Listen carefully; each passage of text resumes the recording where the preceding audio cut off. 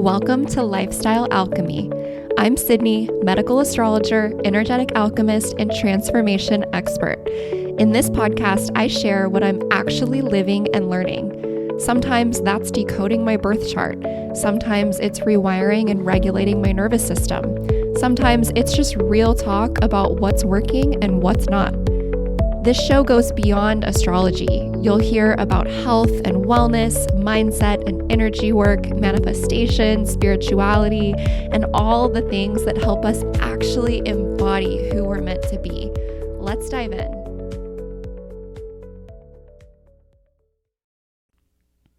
Hello and welcome back to Lifestyle Alchemy. I have news, you guys. Oh my gosh. I have been so excited to share this. If you follow me on social media, you may have already seen. But you guys, I'm in my bridal era. I am engaged. Cory asked me to marry him last Friday. And I am just so happy. And it's just like, I was thinking today as I was, thinking about how I would obviously tell you guys on the podcast today. I was just thinking about how crazy it is, how, a month ago, almost exactly a month ago, I was having one of the hardest times ever, like just, a very sad time, both physically, or a very hard time, challenging time, both physically and emotionally going through, a miscarriage. And now just under 4 weeks later, here we are. And I'm like so happy and have so much excitement, so much to look forward to, just like planning a wedding. And so I just was reflecting on that, and I just want to kind of flag that, point that out, just to say or just to I guess highlight that no matter what you're going through right now, you guys, literally it could change so fucking fast for the better, and obviously yes, it could change for the worse as well. But I just think that it's an important perspective to hold, especially when you are going through really challenging, rocky, sad, devastating, hard times, is just to remember that literally tomorrow you could get the best news of your life, or you could get your dream ring like I did, or you could get the biggest career opportunity you've had yet. You could meet the love of your life. You could meet a soulmate friend. You could, there's so many things that can happen at any given time. And so just keeping yourself open to best case scenario, keeping yourself open to the idea and the belief that the best is yet to come, and it will always get better. There, even if you're going through something just really devastating, like we were, that does not mean that that's where you're going to stay, or that's how it has to stay.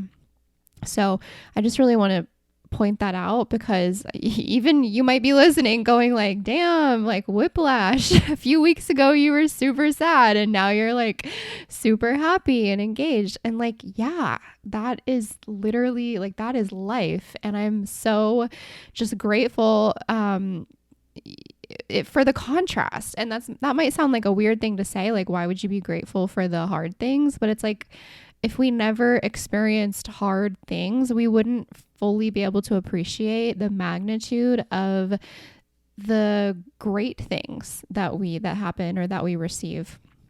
So, yeah, that's so exciting. Cory asked me to marry him with my actual literal dream ring. I have no notes. There is not a single thing that I would change about the ring. It is my dream everything. I have pictures of it on my Instagram and TikTok and my Substack. Actually, I shared it on my Substack. So if you want to see the ring, you better just go check it out there on social media. But it is a solitaire emerald cut diamond with a very, very, very thin, dainty gold band. It's like a 1.5 millimeter band. I think it's the smallest that you can possibly get. So I personally like to keep the main thing the main thing. I don't like halos. I don't like side diamonds. I don't like a thick band. Like, that's just me. Like, if that's your style, seriously, I love that for you.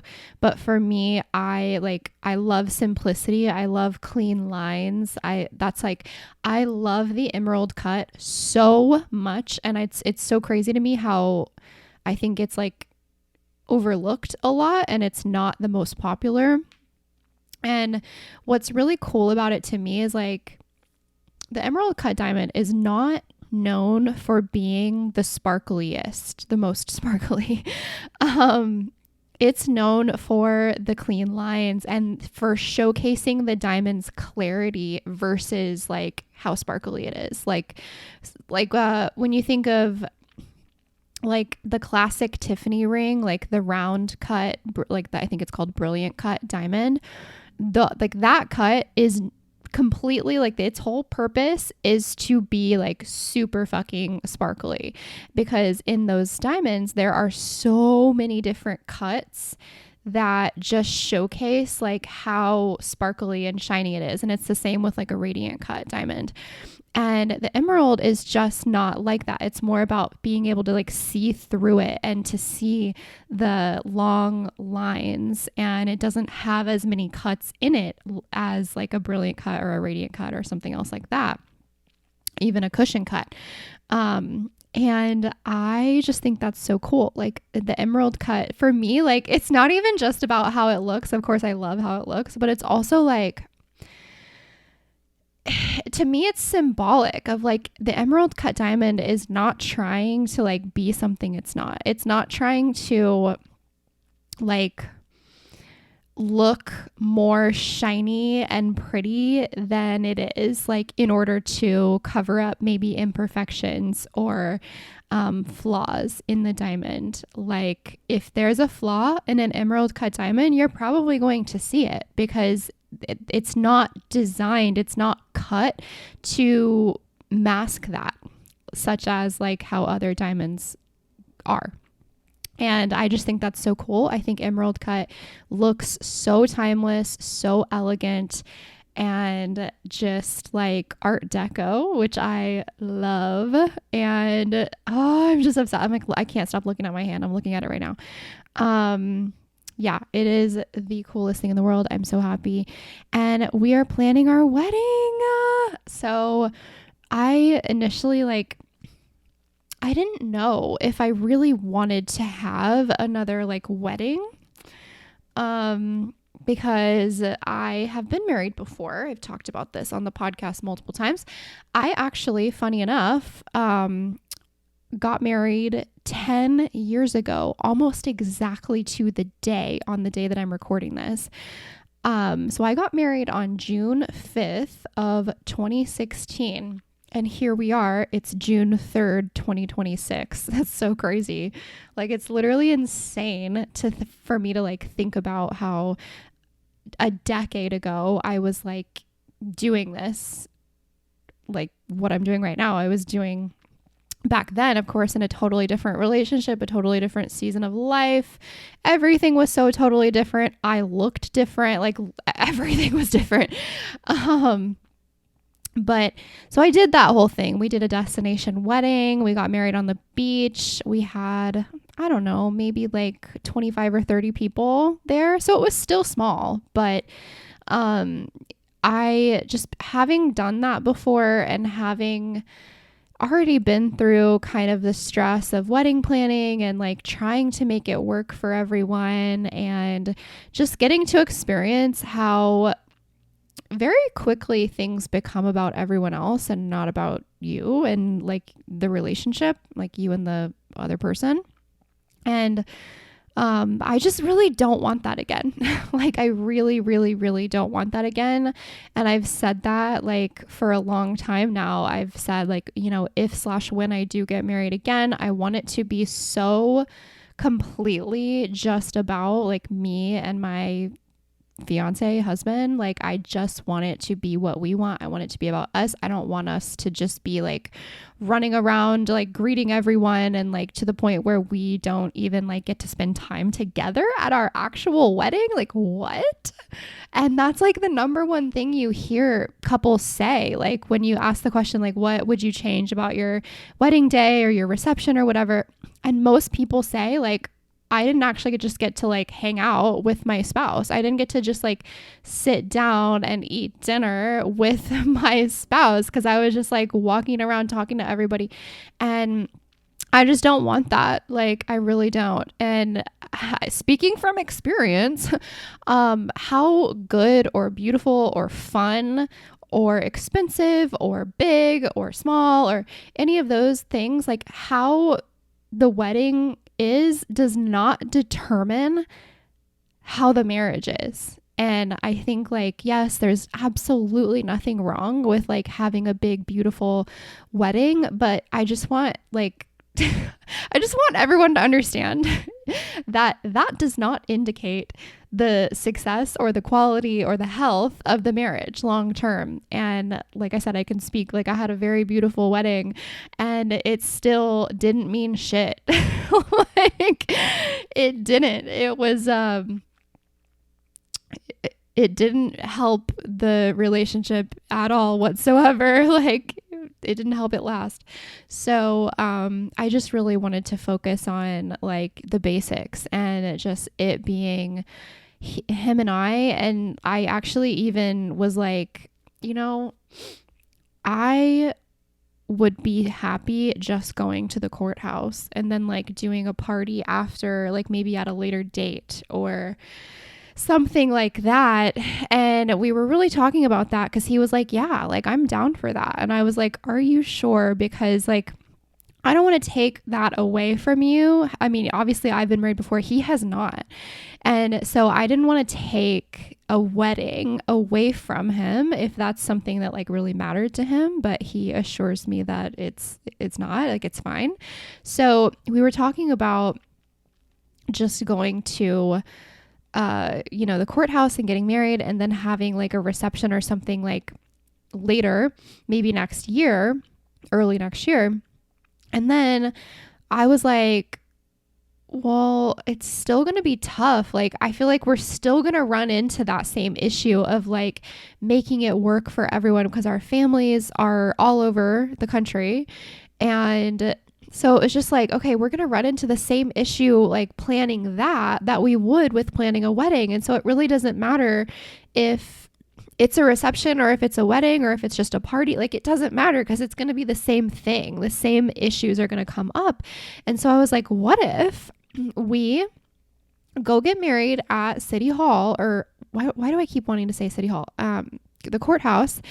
And we just say, hey, parents and siblings are invited. You're welcome to come if you can. Like, this is the date. This is the location. We would love to have you if you can come. And so it's more like on them versus like us trying to like pick a location that works for everyone and, all of that. It's just like, okay, no, we're doing it where we live. And if you can't make it, like, that's okay. Like, that sucks, but okay. And so we landed on a date of 10:30. So we're getting married in about 5 months. And it was kind of like, I mean, if we're just doing it small, like, what do we need? What do we need that much time to plan? Like, and so we're getting married on 10/30/26, the day before Halloween. And the thing that I'm most excited about, you guys, is we're doing it like, so we're getting married at the courthouse, but then directly after that, we are having like a nice dinner reception at one of our favorite restaurants here in Phoenix, called the Henry. And we're doing it at the one in Arcadia. There are multiple different locations, but we're doing it at the one in Arcadia. And oh my God, it is amazing food. We love it so much. And the vibe of the restaurant, like, is very Art Deco. And I just love that aesthetic. I love like the Gatsby vibes, the 1920s vibes. Like several years ago for one of my friends' like Halloween parties, I dressed up as a flapper girl. Oh my God, like favorite thing I've ever done. Like costume wise, I literally was like, I don't even feel like I'm dressed up right now. I feel like I'm just like me. I feel like I'm like reliving a past life and I was thriving. Like I loved it so much. I was wearing this really beautiful sequin dress with like, obviously I have a pixie cut, so it makes sense. It fits.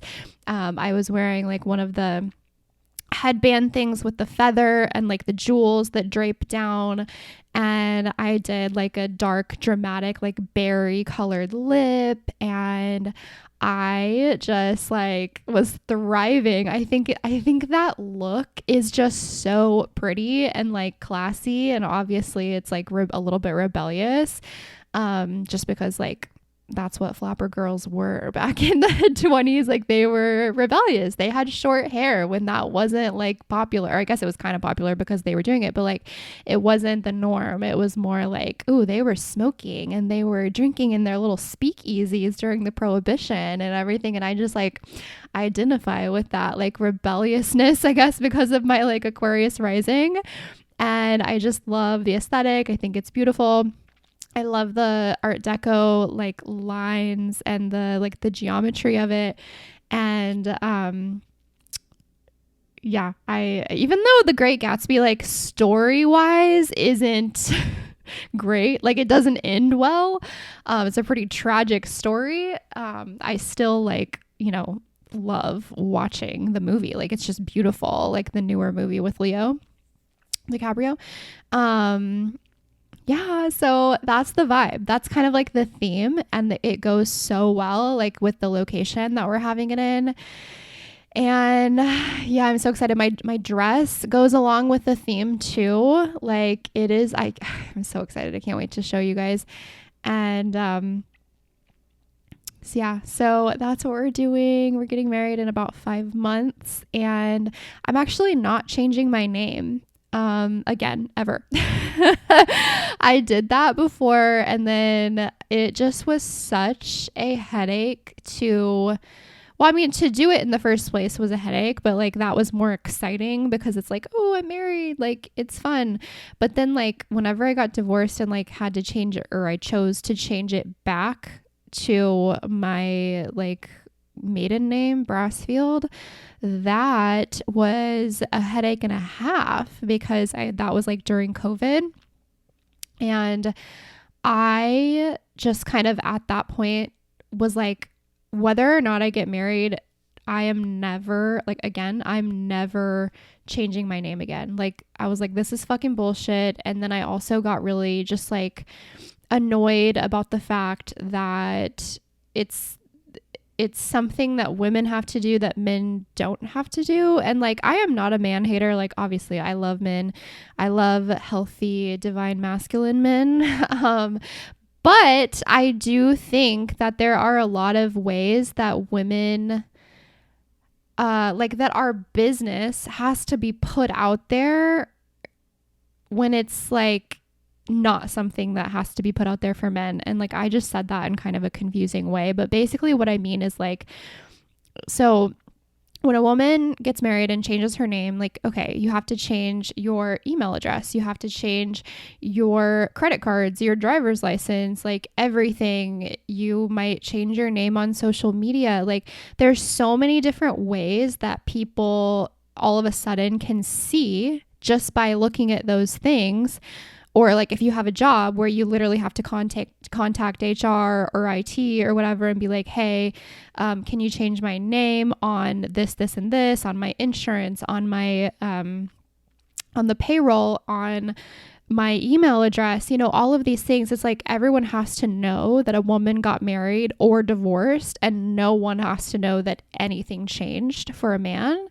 And I just don't fuck with that. Like I don't love that. And like having been through that and especially like on the divorce side of it. Like it was exciting, I guess, like when I was getting married, like that everyone kind of knew. But then like on the divorce side, it was like that's something that, you know, I didn't necessarily need to scream from the rooftops, but everybody fucking had to know because of all the name change bullshit. So anyway, I just kind of like knew at that point that I was never going to do that again. And it certainly doesn't mean that I anticipate like having another divorce, but yeah, I'm like, I might go by his last name, like on cards and, you know, stuff like that. Like we'll sign it with like the Switzers, but I am not going to legally change my name. So just a little, I don't know, inspiration, I guess, for you if you are someone like me who doesn't really feel like it's something that's necessary. But yeah, that's just my stance on that. Not that literally anybody asked. Okay, so that's that. I just wanted to tell you guys about that. And then a couple other updates. So last week we talked about the limiting belief that I had identified and was starting to rewire, or I told you what I was going to do to start rewiring that in my subconscious mind. And so if you did not listen to that episode, I really highly recommend listening to it. It was really good, if I do say so myself. And I feel like it's really relatable. Even if you don't have that exact limiting belief that I was talking about, which it was, why can't I just have what I want?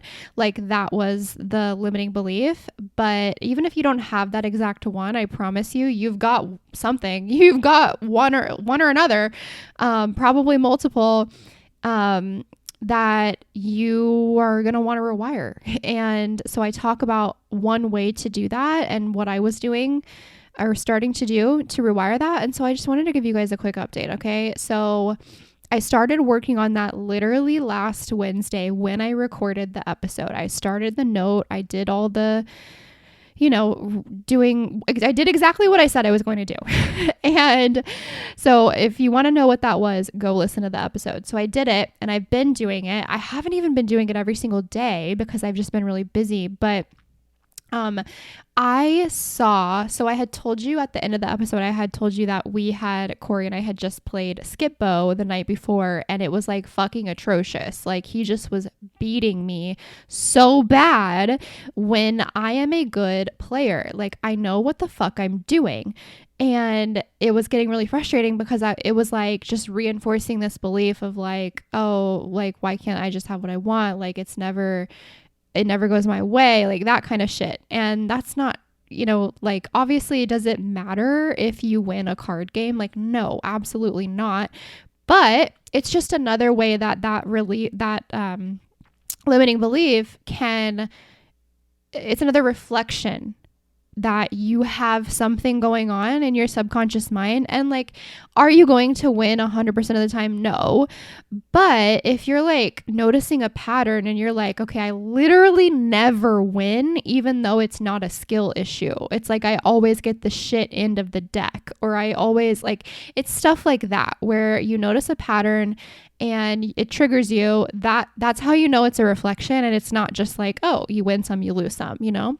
And so that's kind of what I was talking about for a brief portion of the episode last week. And so you guys, I did my like stuff that I said I was going to do in the notes app in my phone. And I did it like last Wednesday. Last Wednesday, we go to play more Skip Bo. You guys, it was like a completely 180 shift. Like literally, I was killing it, and it's been that way since. I haven't won 100% of the games we've played, and we play a lot. Like we play almost every day. We love games so much. We love to play games. And it's so funny too, because that was something my ex-husband did not like. And my family, like my whole family loves to play games, myself included. And so my ex-husband just did not like it. He would like once in a while, but like he just wasn't down. And so I literally, on my list that I wrote of qualities, like in my dream partner, whenever I was manifesting my dream partner, I literally wrote on there, like, loves to play games. And boy, did I get that. I got someone who loves games like even more than me. He loves a game. Like, it doesn't matter what it is, he will play. He is down all the time. There has never ever been a time in the history of our relationship when he has not wanted to play a game. Like, if you suggest a game to Cory, his answer is yes. Like, it doesn't matter anything. His answer is yes. And he will get into it. He will like be competitive about it, but not like nasty. It doesn't matter if it's like a physical game, like a sport, or if it's a card game or a board game. Like, he is so down. And so I just think I love that. It's so fun. Yeah. Anyway, so we play Skippo almost every day, multiple times, like multiple games. Like, we rarely just play one game, and like we'll play it back to back. And I kid you not, like, it is not a coincidence that since I started the work on rewiring that subconscious belief last week, that my success outcomes have been wildly different. And even if there's been a few games when I haven't won, like, it has come down to the wire, like to the point where it literally could have gone either way. Like, we were both down to like our last card in our deck or something. And so like the tables have just turned completely. And I know that's like you might think it's a silly way to like measure success of like a subconscious belief being rewired, but I think it's a very it's a very instantaneous way to see that things are shifting. And there's been other things as well. Like, we've ordered DoorDash a few times and my order hasn't been wrong at all. So that's amazing. But yeah, there's other things as well. Obviously, like, another thing I need to clock is that I got my dream ring. So like, hello, I get what I want or better, you know?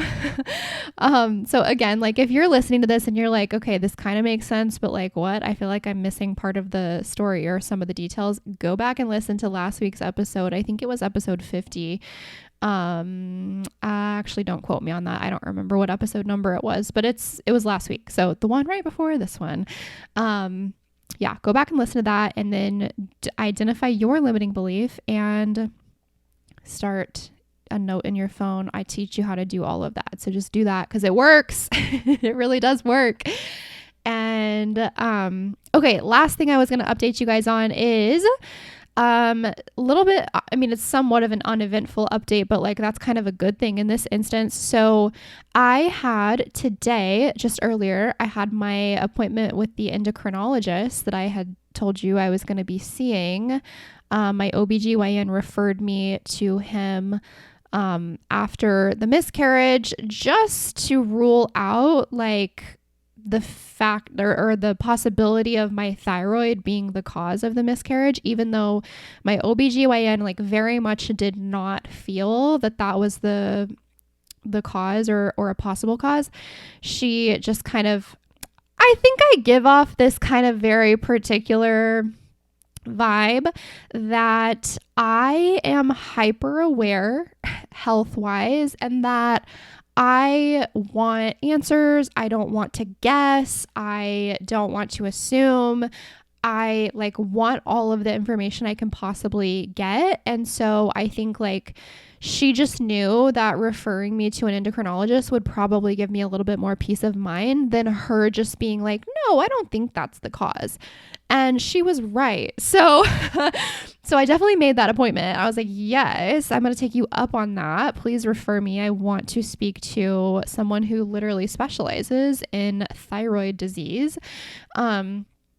And so I got to see him today and he was wonderful. I actually had to wait very, very long, so I was kind of getting annoyed, but I can see why I had to wait so long, and it's because he spends a long time with the patients. Like, he spent, God, I don't know, at least 30 minutes with me in the room, which is pretty unheard of, I feel like, for an appointment with a medical doctor.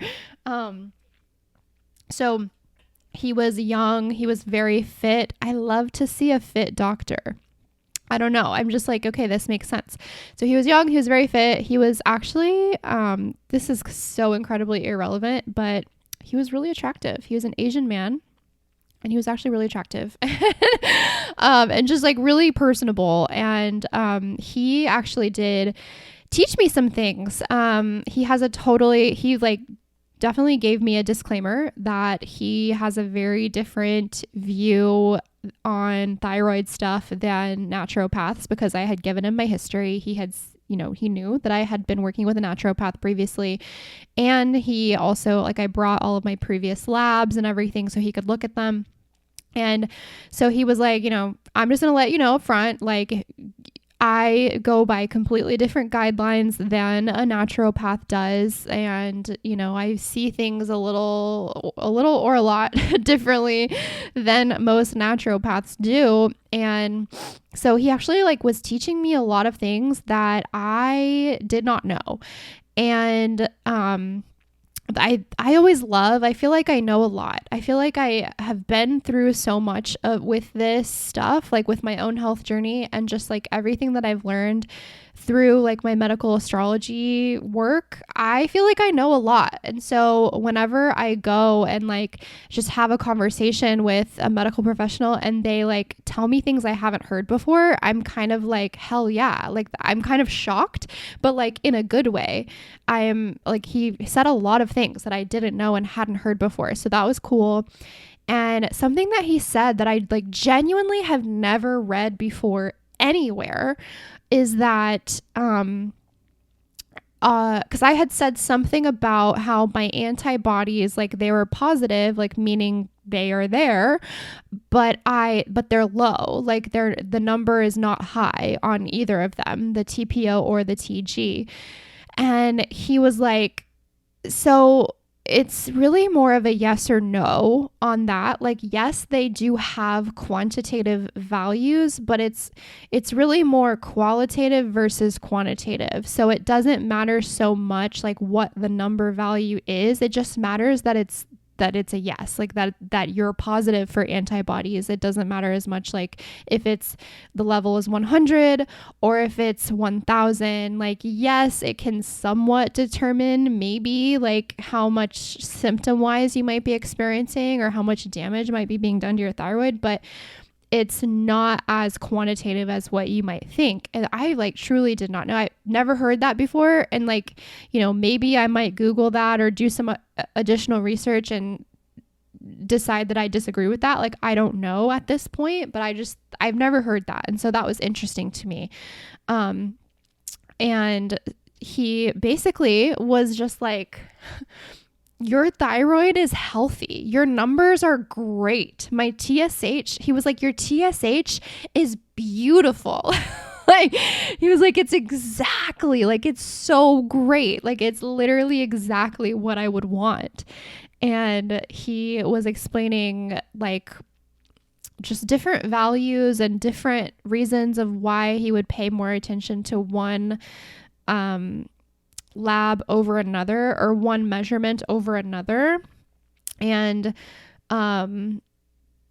he even said that looking at T3 and T4 a lot of times like isn't even very reliable because those can change like hourly. Yeah, like they can change as quickly as hourly. Like they don't always, but they can. And that's interesting. I didn't realize that it was that. I knew that they changed fast, especially T3, but I didn't know it was like that fast. And so it just kind of made me feel better for even the times whenever I did have like, whenever my T3 was like maybe 2.7 or something and it like, was suboptimal. But like maybe it was just literally like that day. Like maybe the next day it was up to 3, or maybe the next day it was, so it's like, I don't know, that just kind of made me feel a little bit better. But he was like, literally absolutely nothing about your most recent labs, which were in March of 2026, would indicate that your thyroid is not healthy enough to sustain a pregnancy or to get pregnant or stay pregnant, anything like that. And so he was like, I'm going to test you again today, your thyroid. And he made me laugh because he was kind of a little bit dry. Like, he was very kind, but a little bit dry. Like, he would kind of throw a joke in there, and you had to be paying attention to like catch it, which of course I was paying attention. And so I did catch it. And he said, so I'm going to test your TSH and your T4. I'm not going to test your T3 because that is just going to worry you, or like, that's just going to, he said something like, that's just going to freak you out or whatever. And I was like, oh, like, what tipped you off that like I'm the type of person that would get hung up on that? Like, it just made me laugh that he picked up on that, like, about my personality. Like, just in our, our time together, he was already like, I'm not telling this bitch what her T3 is. Like, she's going to freak out. So, yeah, I thought that was funny, but it was a very positive experience. And, I do certainly feel more peace of mind and just more confidence in all of the healing that I know that I've done. And just like feel like that was very much validated and recognized today by, a literal endocrinologist who that is his whole entire job, his whole entire like study, like his life's study, his career's study is just to be an expert in thyroid and other endocrine like diseases like diabetes and stuff like that. And so I just was like, I feel so validated. Like, he literally, because I was like, well, what about being on a microdose of like T4 just to prepare for pregnancy or just during pregnancy, whatever. He was like, no, there's no reason for it. Like, at this point, there is no reason for that. There is nothing in your data to suggest that that would help you, and it might even in fact hurt you.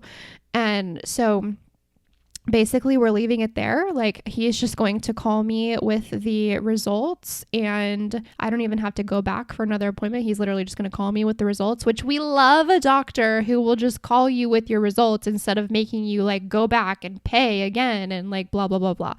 So loved that. He did say that whenever I do get pregnant again, that he wants to be the third person that I call. He was like, first, you're going to tell he said husband, but fiance. And second, you're going to call your mom. And then third, you're going to call me. And then fourth, you're going to call your in-laws. I just thought that was funny and cute. So whenever I get pregnant again, I will call him immediately and make another appointment just to get tested again, make sure that the TSH is still good. But yeah, I just feel a lot better. And basically what he said was that, like, yes, I do have Hashimoto's because my thyroid antibodies are positive. However, I do not have hypothyroidism. I have like an inactive version of like thyroiditis, I guess you would say.